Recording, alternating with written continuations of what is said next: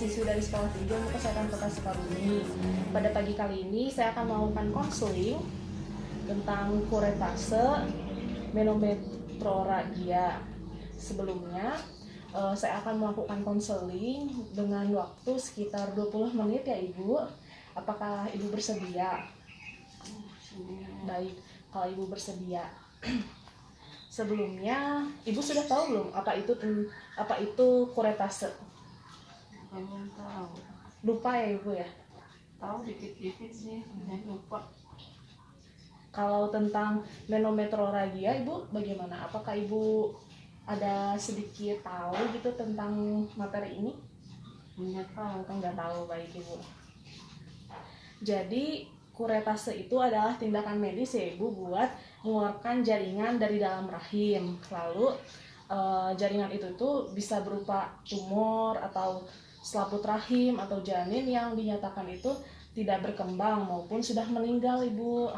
Nah, gitu. ya, lalu kalau menometroragia itu adalah kelainan siklus atau pendarahan dari rahim yang berlebihan dan berkepanjangan secara tidak teratur dan sering.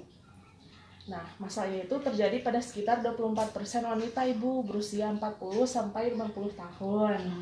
Nah, sebenarnya menometroragia ini itu adalah kombinasi dari dua gangguan menstruasi, yaitu diantaranya pendarahan berat uterus yang terjadi secara berkala dan atau pendarahan yang tidak teratur.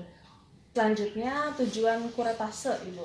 Nah, tujuannya itu apa sih? Nah, tujuannya itu mengeluarkan sisa jaringan endometrium pada perempuan yang mengalami keguguran untuk menghindari infeksi dan pendarahan.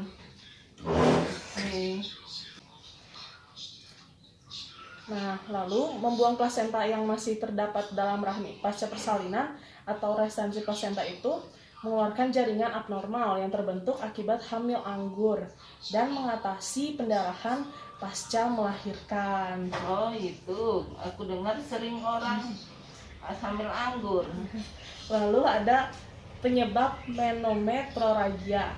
Nah, penyebabnya itu masih belum diketahui secara pasti, namun menurut para ahli kondisi ini itu mungkin aja disebabkan oleh beberapa hal seperti kurang ovulasi atau ovulasi adalah proses pelepasan sel telur dari ovarium.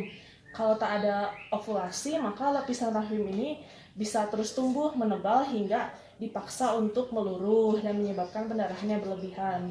Lalu ada masalah pembekuan darah, yaitu ketika darah tidak dapat membeku dengan baik, maka pendarahan dapat berlangsung lebih lama. Lalu ada endometriosis, yaitu terjadi ketika lapisan rahim tumbuh di luar rahim yang umumnya itu tumbuhnya di tuba fallopi. Lalu ada endometriosis, itu tuh suatu kondisi di mana lapisan rahim itu malah tumbuh ke dinding otot rahim.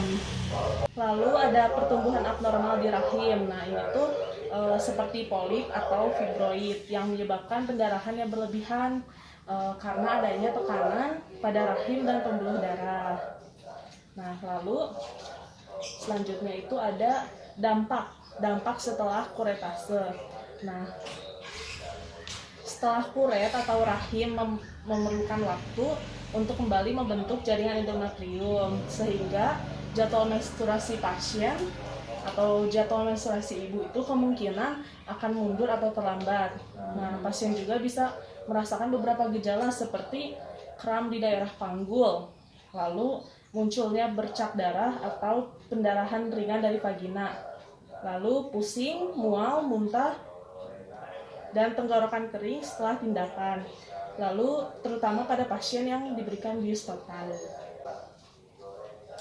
Lalu ada tanda gejala menometroragia. Nah, ini tuh pendarahan yang sangat berlebihan dan parah ini tuh bukan kondisi yang normal, apalagi jika sampai mengganggu keseharian. Nah, adapun ciri-cirinya itu yang pertama ada darah menembus pembalut pada setiap jam selama kurun waktu beberapa jam.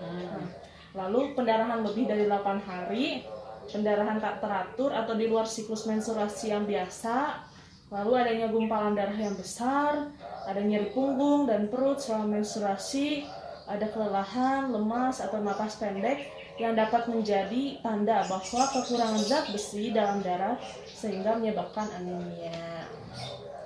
Lalu bagaimana perawatannya setelah menjalani kuretase? Nah, perawatannya itu yang pertama ada istirahat yang cukup. Karena setelah kuret selesai dilakukan, biasanya kita tuh akan ditempatkan di ruang pemulihan selama beberapa jam. Lalu dengan beristirahat yang cukup, tubuh juga bisa menyesuaikan kondisi tubuh nanti langsung memulihkan diri dari rasa kekenangan. Lalu ada makanan yang baik untuk dikonsumsi. Nah, sebaiknya itu melakukan diet yang sehat, seperti makanan yang mengandung vitamin C, seperti jeruk atau semangka, dan sayuran seperti kacang panjang, lalu bayam. Nah, bisa mengkonsumsi yang kaya akan kalsium. Lalu ada makanan-makanan yang perlu dihindari, yaitu misalnya makanan tinggi karbohidrat yang bisa meninggalkan lonjakan gula darah. Lalu tunda untuk berhubungan seksual, jangan berlebihan membersihkan area misfi, berkonsultasi selalu ke dokter. Jika mengalami kenaikan suhu tubuh hingga 37,6 derajat Celcius bahkan lebih, sebaiknya lakukan konsultasi atau pemeriksaan ke dokter. Hal ini tuh bisa bertujuan untuk menghindari kemungkinan adanya infeksi pada rahim. Lalu ada olahraga yang ringan. Lakukan olahraga ringannya itu misalkan jalan santai atau yoga ya Ibu ya. Nah lalu dengan olahraga bisa mendapatkan manfaat untuk menurunkan tingkat stres dan memperbaiki suasana hati. Lalu ada mencegah terjadinya menometrorragia, itu seperti apa? Karena banyak darah yang hilang, maka bisa menyebabkan mengalaminya anemia, di mana darah ini kekurangan sel darah merah. Nah, berfungsi untuk membawa oksigen ke seluruh tubuh. Tanpa darah yang kaya akan oksigen, tentu saja tubuh bakal merasa bermasalah.